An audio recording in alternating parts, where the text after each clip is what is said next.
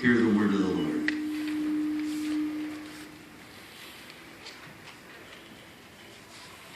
All of you clothe yourselves with humility toward one another, because God opposes the proud, but gives grace to the humble. So, humble yourselves under God's mighty hand, and then He will lift you up in due time. Cast all your anxiety on Him because He cares for you. Be self-controlled and alert, because your enemy, the devil, prowls around like a roaring lion looking for someone to devour. Resist him. Stand firm in the faith, because you know that your brothers throughout the world are undergoing the same kinds of sufferings. You could insert the words here. But if you fail, God of all grace, who called you to His eternal glory in Christ, after you have suffered a little while, He will Himself restore you and make you strong, firm, and perfect. It's June 2nd, 2010. 28-year-old pitcher with a lackluster career is on the mound in Detroit. Greatest baseball team in the world. Yeah. I'm just saying.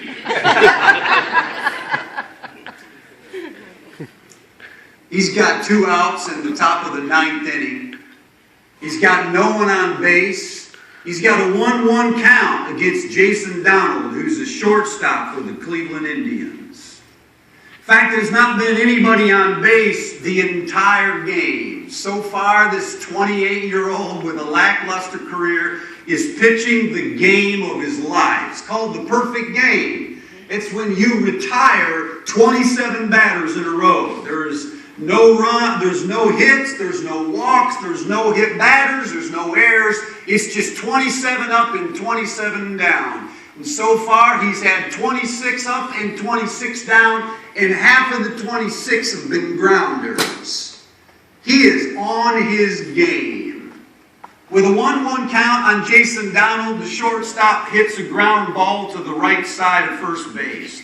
Miguel Cabrera reaches over and with a backhand picks up the ball. It's a simple routine grounder for a professional infielder. As he picks it up, Armando Galarraga, the pitcher for Detroit, knows this is a play where the pitcher must cover first base. He is way ahead of Jason Donald.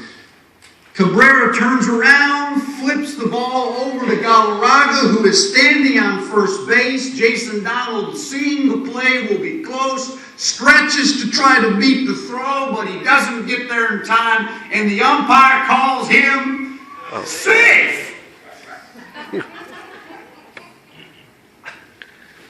This is Michigan. You know that story, don't you? Well, since I follow the Tigers on MLB.com and I read the Free Press, the Detroit News every day, I didn't miss this play. But I remember erupting. And it wasn't glory hallelujah, you lifted me. We were speaking in tongues in my house. So you go back and you watch it. And now I know, if you don't follow baseball, that sports fans everywhere are famous for saying something was obvious. When you look at it, it was really quite close. It could have gone either way. But I just challenge you, Google it. Okay, over 700,000 people have done this. And there is no way, if you're sober, you can call that person safe. I remember going to bed that night, and I was laying in bed about 11:30. And all of a sudden I heard the front door open, and my son, he comes walking in late. And I got up, I went to the top of the stairs. And I just went, Nick! What? I said, have you heard? What? About the game. No, what happened? I said, Google Galarraga. I went back to bed. I laid down. I looked at my wife and said, wait for it.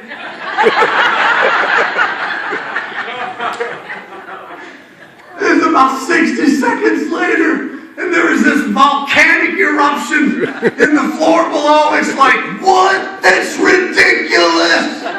My wife looks at me and says, you are mean.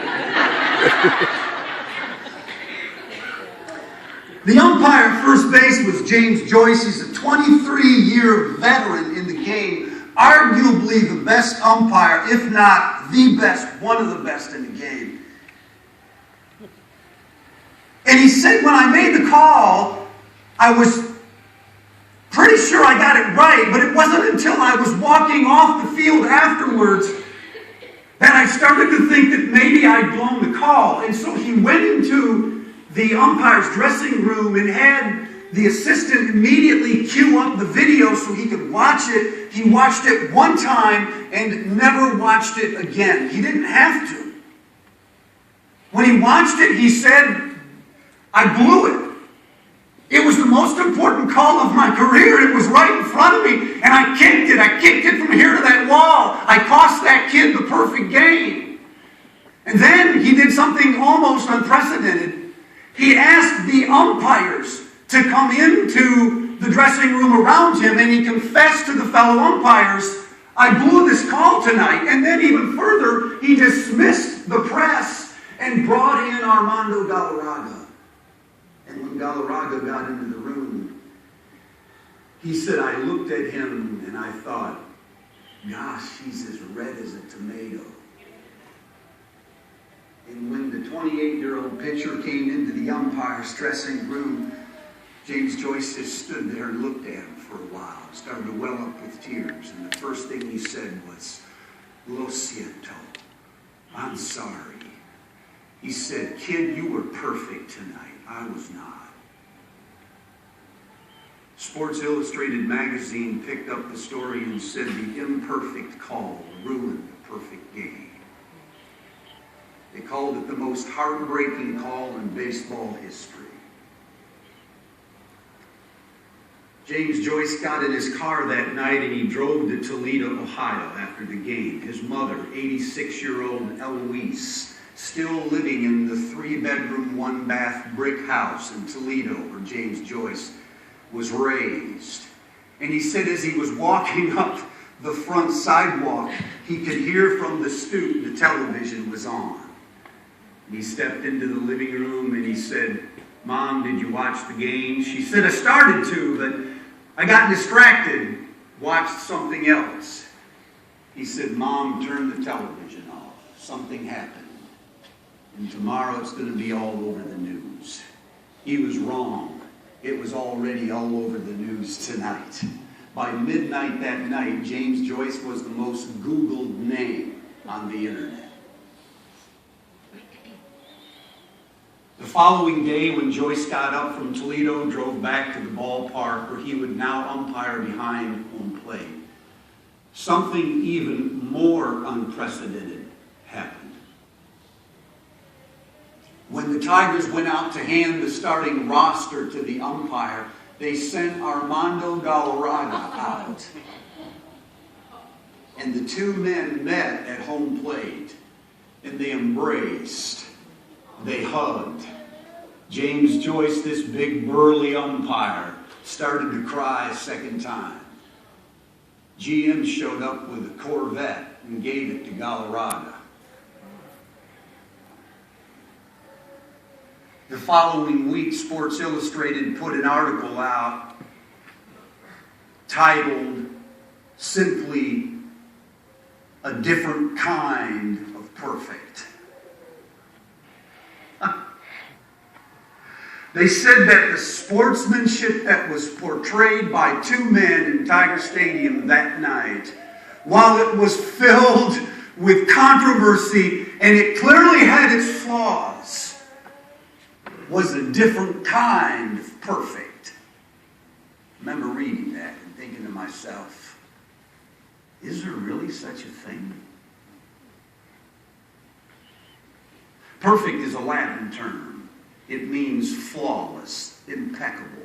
It means finished, mature, done, can't get any better. The quintessential example of this is the Olympics. When a performer stands up and goes through their routines and the judges hold up those 10s, well, all but the Russian judges, we know that it's perfect, right? We look at that and we say, that was perfect.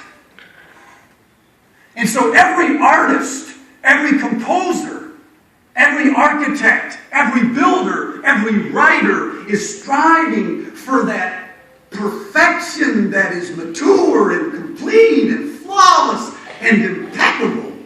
The problem is that this striving for perfection often produces in the performers themselves weird idiosyncrasies that make them hard to live with. Do you know any?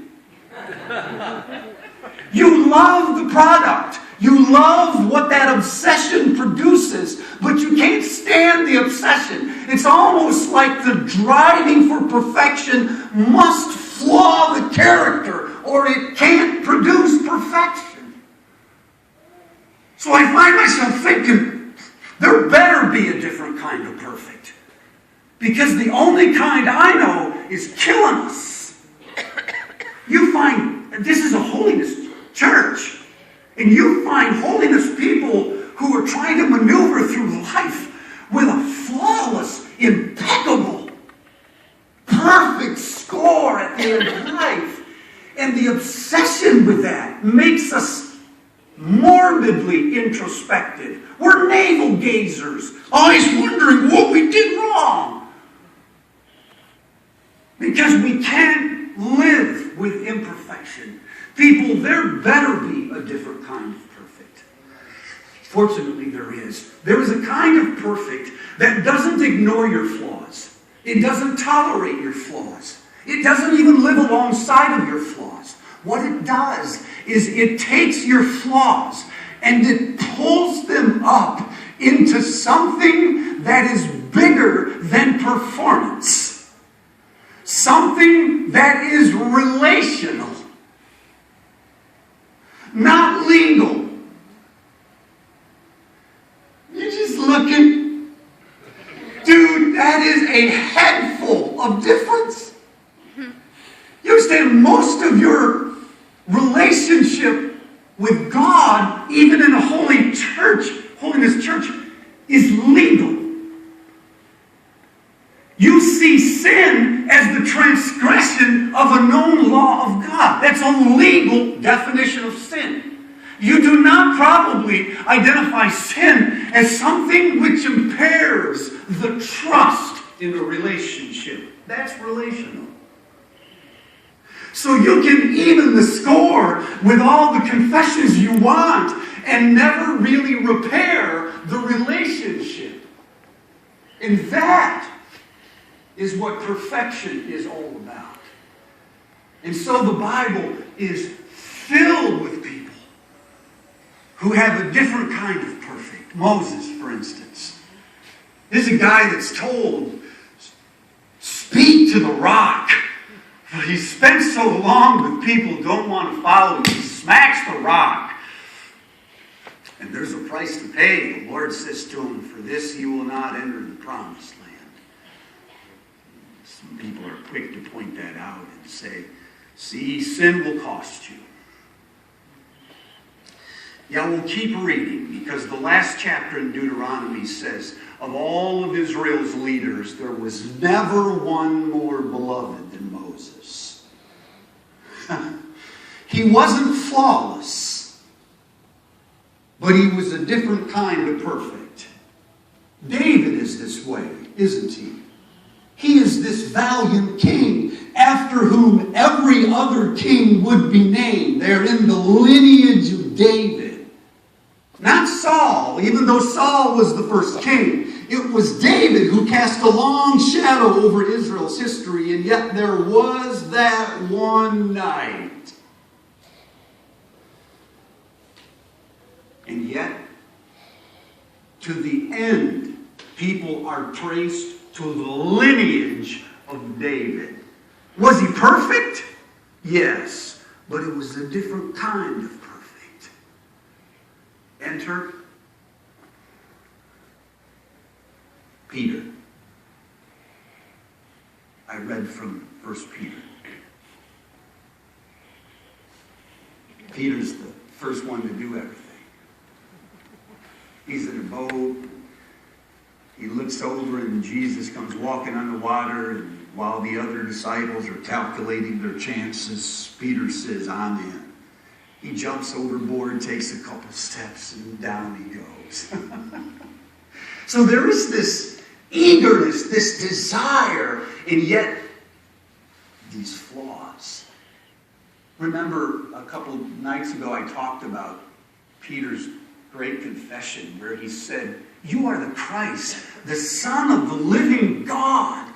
And Jesus said, you didn't come up with that. You're not that bright. That's a rough translation. He said, my Father has put those words into your mouth. Right? Flesh and blood did not reveal this to you, but my Father in heaven has revealed this to you. But then 60 seconds later, when Jesus says, get behind me, the score just went down. So here is Peter with this boldness to be the first to confess anything, and yet there is this shadow side of perfection that is the first one to fail. Peter was the first to say to Jesus, Lord, if everybody else leaves you, I will not do this. Jesus said, before the rooster crows 3 times, you will deny me 3 times. Peter said, never, Lord, I will never deny you. You see, like Peter, most of us tend to overestimate ourselves. When they surveyed 1 million high school students in America, they discovered that 100% of them said they were better than average students. Not in math, they're not. 60% of them put themselves in the top 25%, and 25% of the high school students put themselves in the top 1%. The remarkable thing, says someone, is not that students overestimate themselves. Everyone does. It's that students have to feel better than someone to feel good about themselves. Where do they get this? They get this from their teachers. 94% of all college professors rate themselves as better than average professors.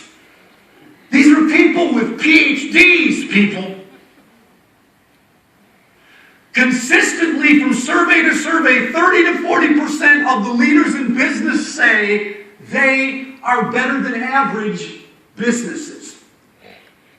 When they put physicians into a room and had them diagnose a person's sickness and then asked them how certain they were they got the diagnosis right, they said on average they were right 88% of the time. But when they took the same patients and were diagnosed by another physician more thoroughly, they discovered that the first physicians were right only 20% of the time. So what I'm telling you is, the most educated dude in the room is overestimating himself 4 times. You say, what's your point? Education won't take this out of you. Education has nothing to do with how you estimate yourself.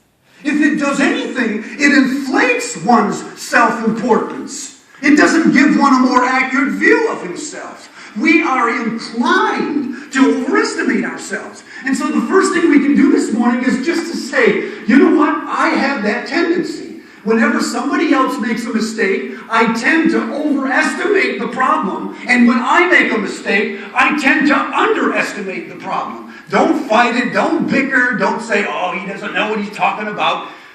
I don't much of the time, but I'm right on this. You underestimate your failures. And so do I. And if you won't admit it,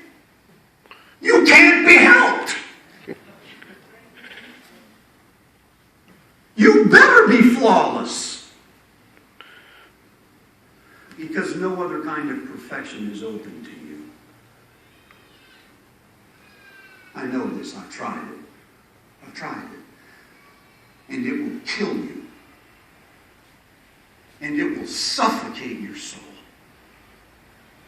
And it will dehumanize you and make you hard to live with, even with yourself. And so the problem is, when people who overestimate themselves finally are confronted with their failure, they have an opposite and equal response. They become as despairing on the other side of failure as they were delusional on this side of failure. Are you hearing what I'm saying? Because they could not see themselves rightly before they failed, they cannot see themselves rightly after they fail. And they have an opposite and equal swing from overconfidence to total despair. And the way that we deal with failure when we are in despair is a couple of ways. One is we will self-destruct. We will argue to the nth degree that while we might have made a mistake, it wasn't as bad as it seems, and besides, lots of other people do it, and besides, to err is human. In other words, we will excuse it or minimize it or ignore it. We'll try to wish it away. And so the problem is never really the failure. It's the apparatus that we build up around the failure in order to protect it so no one can get to it. And the reason that's a problem is because it virtually guarantees that we will make the same mistake again. Because it proves that our problem is not really our behavior or our performance. Our problem is our judgment. We lack even the capacity to identify failure, let alone do anything about it. You see it? We do not realize that when we fail, what we need, church, is the hardest thing to take. It is grace. It's grace. And so we will work hard at trying to earn grace, which is the other way that we handle despair. We try to compromise. We try to make up for it. We start to think that the reason God was gracious to us is because we had the decency to confess. We'll make promises. We'll say that we'll never do it again. As if that's going to better God's chances. As if God feels better about himself now for taking a chance on us. We'll become overly generous, overly kind, overly ambitious in order to compensate for the flaw. There is a way out. It's Peter.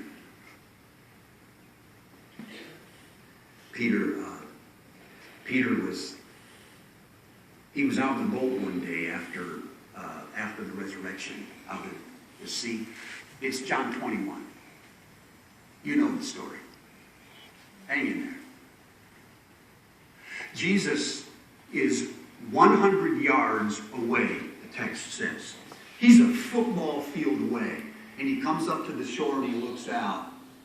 And he does not say, as the NIV, fellas, have you caught any fish? Now, that's not what he says. In the Greek, the statement's rhetorical. What he says in the language is, you haven't caught anything, have you? I hate when he does that. One of them yells out, no! Jesus says, put the nets on the other side of the boat. He's 100 yards away. How does he know where the fish are? He doesn't. Or does he? So they throw the nets on the other side of the boat. Bam! Instantly they feel that familiar drag on the net. And they go, holy cow, Greek for pray God. And they pull that thing up. And they start pulling those nets along behind them, and the nets are starting to break. Peter stands up, looks over, and jumps overboard and starts dog paddling for shore. Boat's behind him. The boat gets finally ashore, and Jesus is cooking breakfast. Fish and loaves. Over a charcoal fire.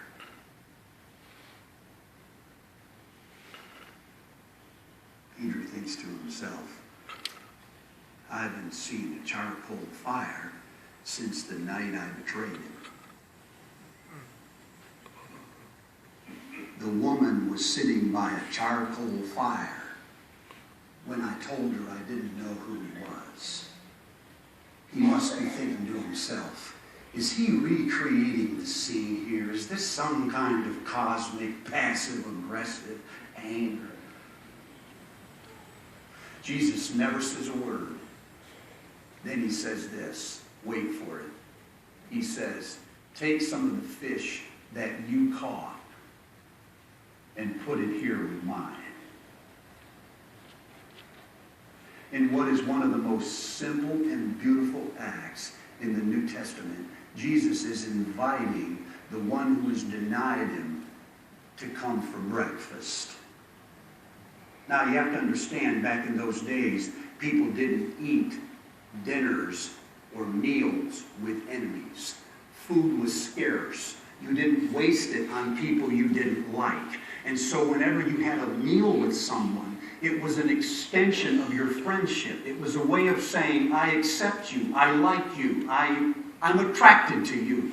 We're friends, which is why when Jesus ate with sinners and tax collectors, it really bothered the Pharisees because it was a gesture of friendship. And they kept saying, how can someone who's supposed to be holy be eating a meal, wasting food on people who are not holy? And this was Jesus' point. I like them.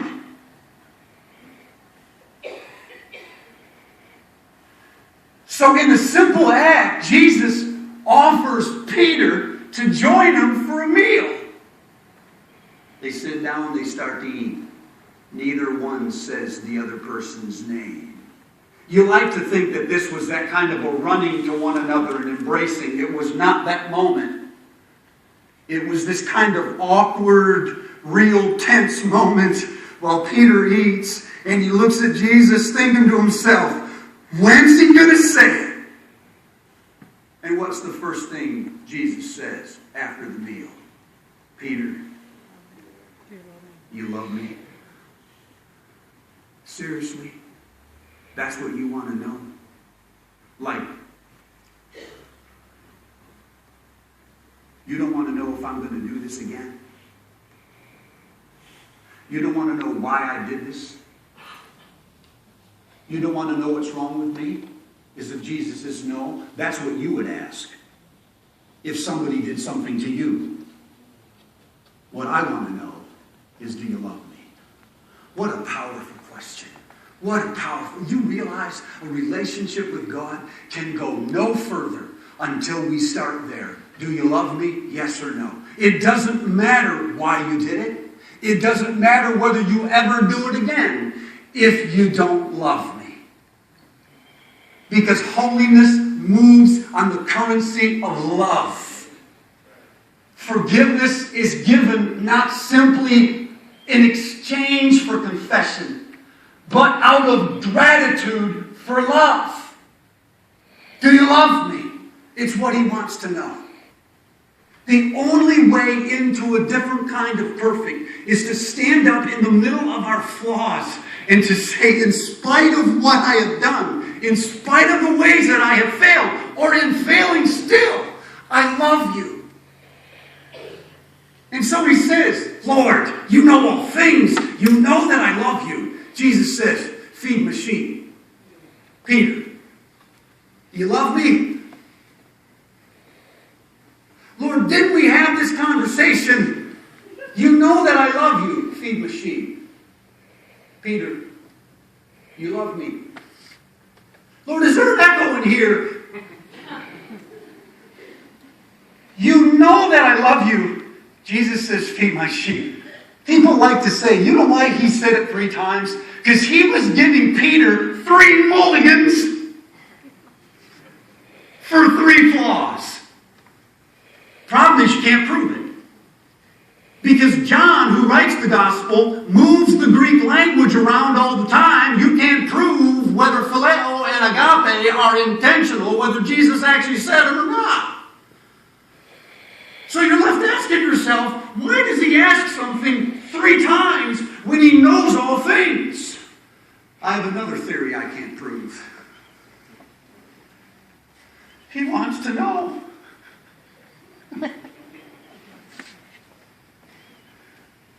You back up and read the Gospels, even in the Greek, and you will find no disciple ever telling Jesus he loved him up until this time.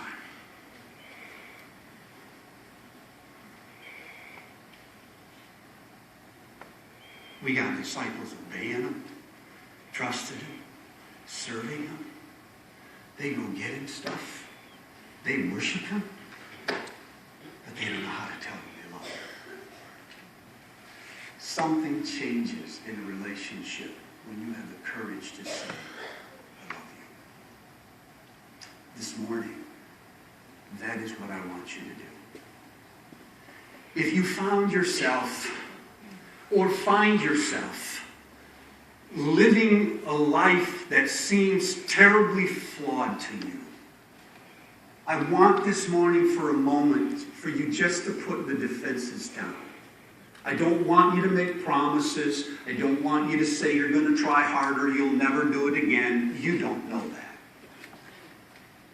And besides, the only assurance that we have you'll never do it again is love. It's love.